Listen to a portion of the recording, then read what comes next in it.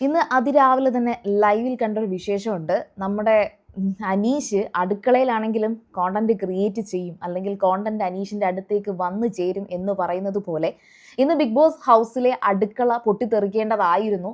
പക്ഷേ ജിസേൽ പെട്ടെന്ന് വന്ന് ആ ഒരു മൈക്രോവേവ് ഓവനിൽ നിന്ന് സ്റ്റീൽ എടുത്ത് മാറ്റിയതോടുകൂടി ആ ഒരു പ്രശ്നം സോൾവായി. സംഭവിച്ചത് എന്താണെന്ന് പറയാം. ശരിക്കും അനീഷ് തുടക്കം തന്നെ ആദ്യത്തെ ദിവസം തൊട്ട് തന്നെ പറയുന്നു, ഈ മൈക്രോവേവ് ഓവൻ യൂസ് ചെയ്യാൻ തനിക്ക് അറിയത്തില്ല, താൻ ഇതിനു മുമ്പ് ഉപയോഗിച്ചിട്ടില്ല എന്ന് പറയുന്നുണ്ടായിരുന്നു.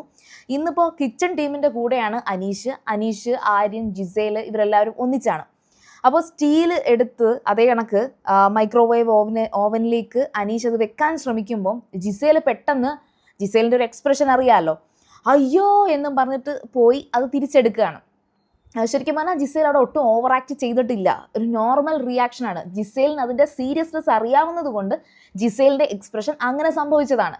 പക്ഷേ ജിസേലിൻ്റെ ആ ഒരു എക്സ്പ്രഷൻ കണ്ടിട്ട് അത് അനീഷിന് കുറച്ച് പ്രൊവോക്കിംഗ് ആയി. കാരണം എന്ന് വെച്ചാൽ അത് പറഞ്ഞാൽ പോരെ, എന്തിനാണ് ഇത്രയും എക്സ്പ്രഷൻ ഇടുന്നത് എന്നിങ്ങനെ റിപ്പീറ്റ് ചെയ്ത് പറഞ്ഞ് നമ്മളെ ദേഷ്യപ്പിടിപ്പിക്കുന്ന ഒരു അവസ്ഥയുണ്ട്. പക്ഷേ ഈ ഒരു സിറ്റുവേഷനിൽ ജിസേലും ആര്യനും വളരെ തന്ത്രപരമായിട്ട് തന്നെ ഓക്കെ അതങ്ങനെ സംഭവിച്ചു, ഞാനത് പറഞ്ഞതാണ്, ഓക്കെ ആ വിഷയം വിട് എന്ന് പറഞ്ഞ് അവിടുന്ന് പിന്നോട്ട് മാറാൻ ശ്രമിക്കുന്നുണ്ട്. പക്ഷേ അത് അനീഷ് പിന്നോട്ട് വിടുന്നില്ല.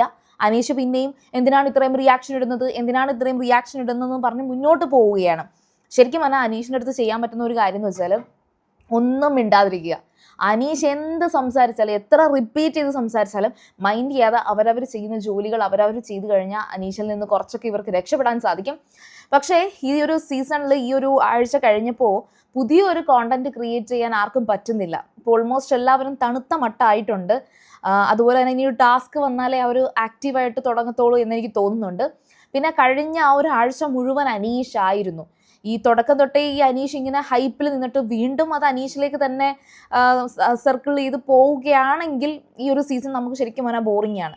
പിന്നെ രണ്ടാമത്തെ ഒരു കാര്യം എന്ന് വെച്ചാൽ അനീഷ് ഈ ഒരു ആഴ്ച തുടങ്ങുമ്പോൾ അടുക്കളയിൽ ടാസ്ക് ക്രിയേറ്റ് ചെയ്ത് അടുക്കളയിൽ കുറേ കോണ്ടന്റ് ക്രിയേറ്റ് ചെയ്യുമ്പോൾ മുമ്പ് പറഞ്ഞ കുറേ പേരുടെ പരാതികളുണ്ട്, അടുക്കളയിലായതുകൊണ്ട് പ്രത്യേകിച്ചൊന്നും ചെയ്യാൻ പറ്റിയില്ല എന്ന്. അതിൻ്റെ ഒരു തിരിച്ചടി കൂടിയാണ് അനീഷ് ഇന്ന് അടുക്കളയിൽ ഒരു സിറ്റുവേഷൻ ക്രിയേറ്റ് ചെയ്തത്. അപ്പോൾ ഒരു വ്യക്തി എവിടെയാണെങ്കിലും ഒരു കോണ്ടന്റ് ക്രിയേറ്റ് ചെയ്യാൻ സാധിക്കും. അതിൻ്റെ ഒരു ഫുൾ എക്സാമ്പിൾ എന്ന് പറയുന്നത് ബിന്നിയാണ്.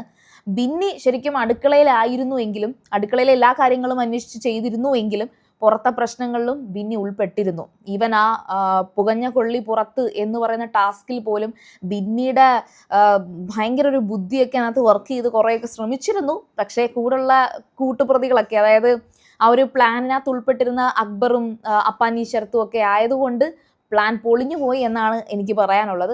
അപ്പോൾ ഏതായാലും ശരി, അനീഷ് ചെയ്യാൻ ഉദ്ദേശിച്ച കാര്യം എന്തായാലും തെറ്റ് തന്നെയാണ്. അതായത് മൈക്രോവേവ് ഓവനകത്ത് സ്റ്റീൽ അത്ര സേഫ് അല്ല.